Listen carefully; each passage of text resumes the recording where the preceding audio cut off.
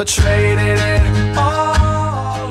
Well, welcome back, everyone. And my next guest is Marco, and I hope I'm saying it right. It's Balzano. Is that correct? That is correct. Yeah, pretty close. Balzano. Balzano, and he is the owner of Scottsdale Appraisal Specialists, LLC. Welcome to the show.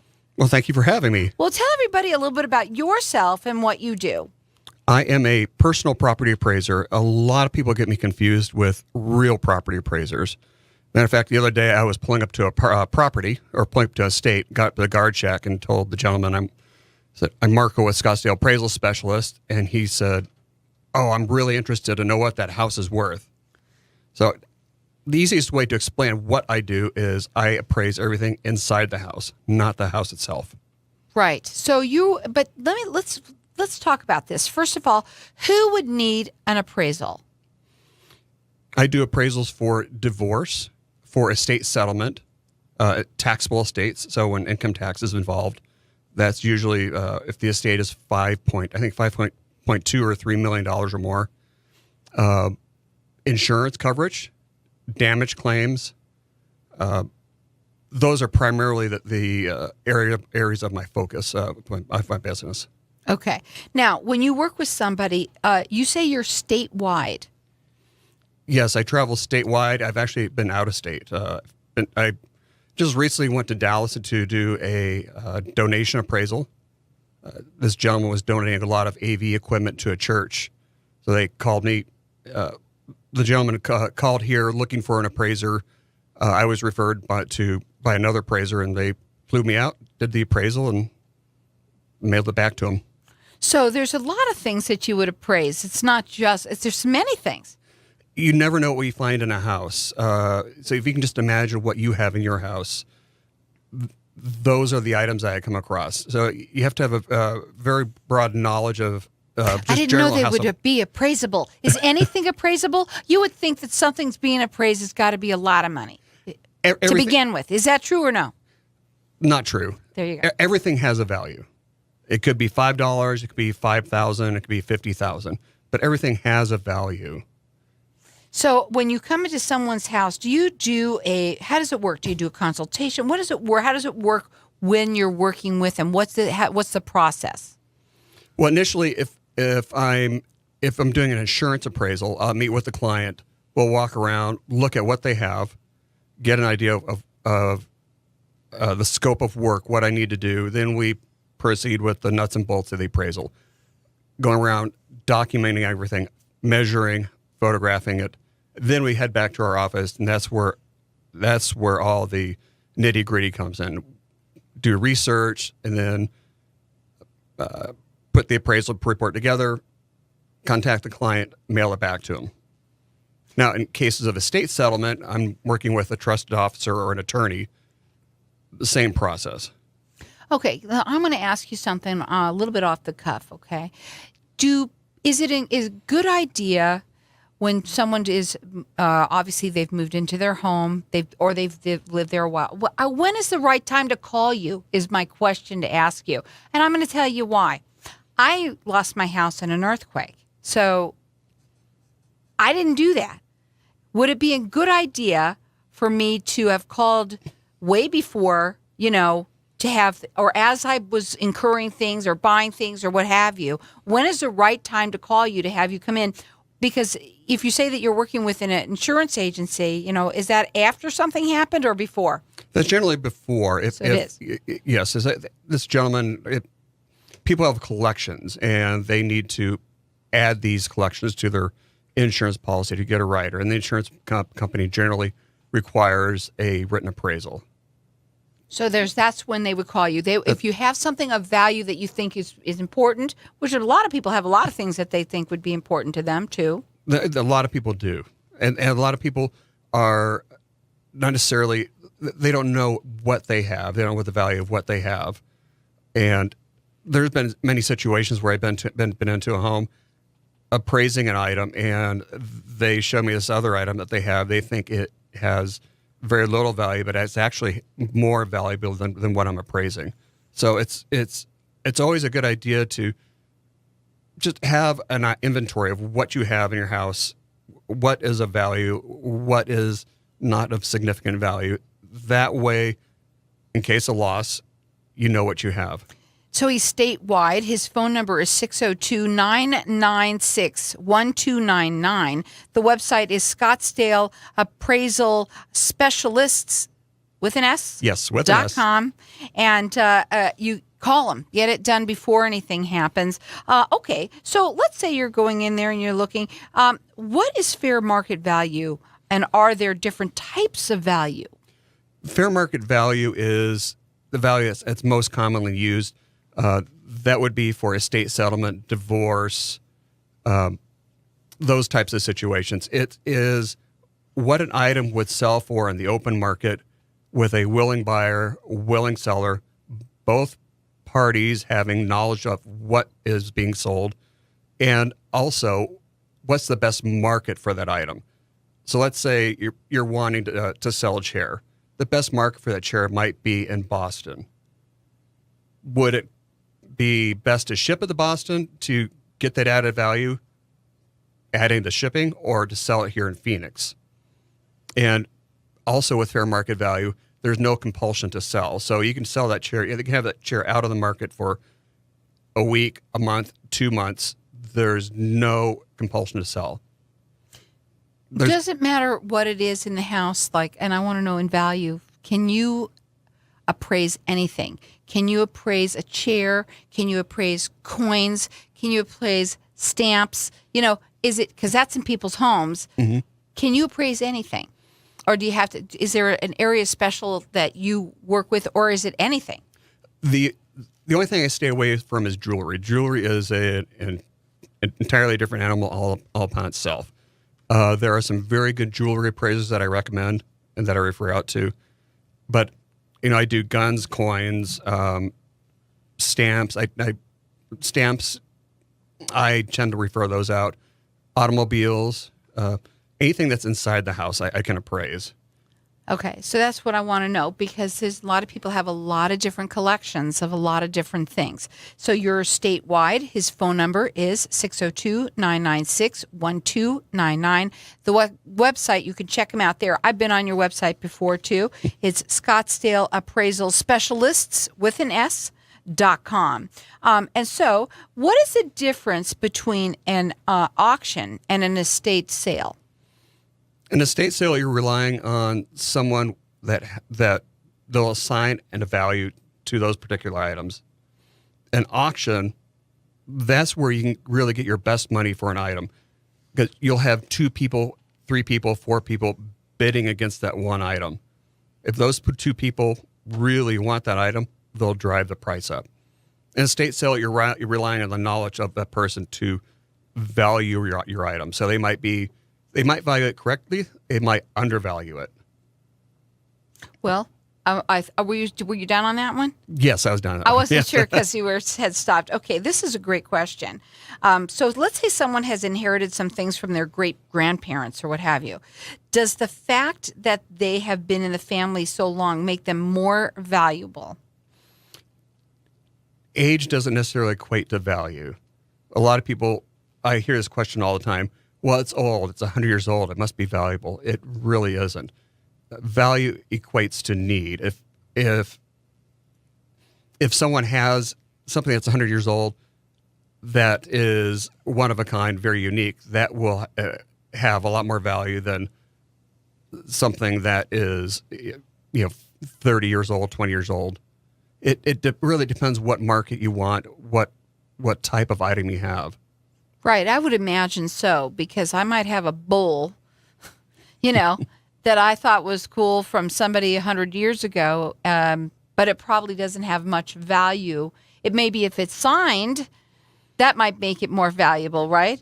It might make it more valuable. It might make it more valuable if it's sterling silver or if it's silver plate. Okay. Oh, and that's another thing. Yeah, those items, if it's crystal or pressed glass, those items, those weigh into value more so than age and quality. So I want to ask this because it's important, and I don't want you to not get this out. Is there a set price that all appraisals charge? We charge by the hour, and no, there is not a set price. So how can someone choose a good appraiser? You want to choose an appraiser who's been in the business for several years. You want to make sure they've gone through all the training. You want to make sure they're USPAP certified. USPAP is Universal Standards of Professional Appraisal Practice. And that is the minimum report writing standards that real and personal property appraisers have to abide by. Now, I also belong to the International Society of Appraisers, and our standards exceed USPAP requirements. Well, he's statewide. His phone number is 602-996-1299. His website is Scottsdale Appraisal Specialists with an S.com. Again, 602-996-1299. Traded it all. If I could. So welcome back. I am so excited about bringing on my next guest. Listen up, this is going to be really fun. I have with me Lois Wallace, and she is the owner of Authentic Celtic Travels. Welcome to the show. Hello, Carol. Hey, tell everybody a little bit about what it is that you do. I've never had anyone do what you do on my show. Well, basically, I'm a travel consultant. My specialty is the Celtic nations, which are Scotland, Ireland, and mostly Wales. I can get somebody to the Isle of Man, but it's a little more difficult, which is also one of the Celtic nations. So with a name like Wallace, our heritage and even my family heritage is Celtic, and I specialize in that section of the world and traveling there. So, okay. You specialize in the Celtic countries. Okay. So how did this all come about? I want to know about how, Authentic Celtic Travels came about. Well, it came about as like anything else in various different stages. But I started after I retired from my teaching career. This is my second career. I say I failed it at retirement. So we started traveling, and we work with Clan Wallace Society. And so started traveling to Scotland and doing things there. I started helping them organize groups. Teachers are great organizers, let me tell you. We have to be. So we started organizing these group trips and started traveling to Scotland. And then everybody kept coming to me for advice. And I says, well, I might as well start doing this for a living. And decided to name my business Authentic Celtic Travels because I want my clients to feel an authentic trip and adventure in the countries and what's going on there, and to deepen their knowledge of it. So I decided to specialize in travel in that area. Okay. Now, you offering for everyone that's listening, you get entered in to win a 15-minute free consultation. You can go on the website and get that too. But also, this is something that you've done. You've written a paper for everybody. It's a report. And it's the insider's secret to how to get the backstage treatment for traveling. I love that. And we're going to give that to everybody. And just tell like a little tiny bit. What is on there? Well, it's a little simple things that if you do, you get better treatment. My number one thing that I tell all my clients is when they go to a hotel to register, be nice to the desk clerk. They're in charge Aren't of they what nice? room They're on you get. vacation. But not always. Okay. You get a little grumpy getting off that plane.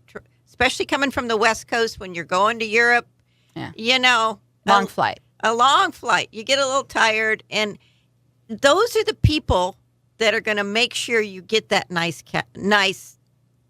treatment. That would be the number one, and that makes a lot of sense. So we're going to offer this. She's got it's a report. It's a special report that she's been writing and working on right now for everybody. It's the insider's secrets for getting the backstage treatment when traveling. And our number here is 602-277-5369, and toll free it's 1-866-536-1100 on your website. Okay. Is there a lot of information about, the Celtic countries and everything? Not necessarily a lot of information about the Celtic countries themselves. You can get a lot of that. We belong to the Arizona Caledonian Society here, and the Caledonian Society and those groups are great for the general information. I have on my website a lot about me, about how I work with a client, how I design their trips to their specifications. I take a lot of time with my clients to find out what their travel style is, what they're really looking for in a trip, how I can coordinate with them, and also answering a lot of their questions. And a lot of times what I find is a lot of people want to do too much. And Well, we only have a certain amount of time because we finally got a vacation. yeah. But when you consolidate all your time and you're always go, you don't enjoy yourself. Mm-hmm. Or a lot of people will look at say a map of Scotland or Ireland, and they'll say, well, it's not that far. Well, it may be only a 2-lane or even a 1-lane road. So it may take you, it's not the freeway system we have here in the States. Right. So, going up to that northern area may take all day, where you look at the map and you think, oh, it's only going to take a couple hours. Well, what it sounds like to me with you is that you really personalize their trip to make it special for them. Yes, that's what I try to do. And for individuals, and I also work with a lot of family groups, 6 or 5 family members that want to experience Scotland together. Well, there's a lot of people that are from there, that really want to go back and get their heritage. Yeah. 60% of the Americans have that heritage. Wow. That's amazing. Yeah. And they're very strong feeling with it too. Yeah. Solid. Yeah, my husband wears his kilt whenever he gets a chance. Wow. Okay. Now, again, that website, let me give it to you. It is authentic, and it's CelticTravels.com. You have a phone number that they can call also? Yes. What's your phone number? It's right there. Okay. It is, where is it? Okay. Let me give it out. It is area codes. It's 602-501-7423. And we've got everyone. She's going to offer everyone who's calling in. Number one, you're going to get entered into win a 15-minute free consultation with her, as well as the insider secrets to getting the backstage treatment for traveling. Again, our number here is 602-277-5369, and toll free it's 1-866-536-1100. Well, we can really tell what the difference between a regular travel agent is and you. I mean, you're just very, very specialized in your field. Well, yeah, one of the things that an agent does is an agent sells for a different company. I think of my client first and match my client with the product or the tour or the lack. We have a thing in the travel business we call FIT, flexible independent travel. So that is lining up the client with the transportation, the hotels, the day trips or the tours, or what fits into what they want to do. Sure. What kind of a trip they want to put together, what their focus is, whether it's going to their clan territory, whether it's genealogy research, in any of these areas, whether it's to listen to bagpipes. I mean, if you run towards the bagpipes, you got Scots in you. If you run away, you don't. I know. I've actually been to a bagpipe concert, if you can believe that, at UCLA. They had one years ago. Awesome. Now, I want to talk a little bit about more. Many people spend hours on the internet only to, they get confused. Okay, so it would seem to me, especially if you want to take a special trip like this, you would want to have somebody with someone like your knowledge. Yeah, that's the thing. People say, well, I can go online. Well, yeah, you can go online, but do you know what you're really getting? Do you know that what you're looking at is what you're going to get? Do you know that your hotel is going to be close enough that you can walk to the things you want to see? Or are you going to have a $30 taxi ride every time you want to go do something? And especially in Scotland, I know those areas and I know the things, and I've been to a lot of the hotels, and I've had clients in them that had have given me feedback. I also do a lot of groups, larger groups. I put together customized groups. I do clan groupings. I have 29 Clan McInnes people going to Scotland in August. Wow, that's awesome. Real quickly, because we're going to end the segment, I just want to know, what is the process you guide your clients through to find the best travel fit for them? What do you do with them? Basically, I ask a lot of questions. I ask a lot of questions as to what they're, whether they like strenuous activity, whether they're good at walking all over, whether they want to drive, or whether they'd rather do the train, because driving, you're on the wrong side of the road over there. And if they're foodies, or if, There's a lot of questions to ask. Yeah, there's a lot to delve into to find the right trip for people, even if it's a guided tour. A lot of the guided, they're not all alike. They're not all comparable, and you got to know them all. Having someone like her that can really give you the history, really find what's right for you, and work with you, that specializes in this. You can check her out on her website. It's authentic. CelticTravels.com. Her phone number again is 602-501-7423. And I'm going to let you keep on calling for the next 5 minutes or so and get the insider secrets to getting the backstage treatment for traveling. And also, don't forget, she's going to offer everybody a 15-minute free consultation. You can either go on the website or you can call here. Again, our number here is 602-277-5369. Check her out. It's authentic Celtic Travels.com.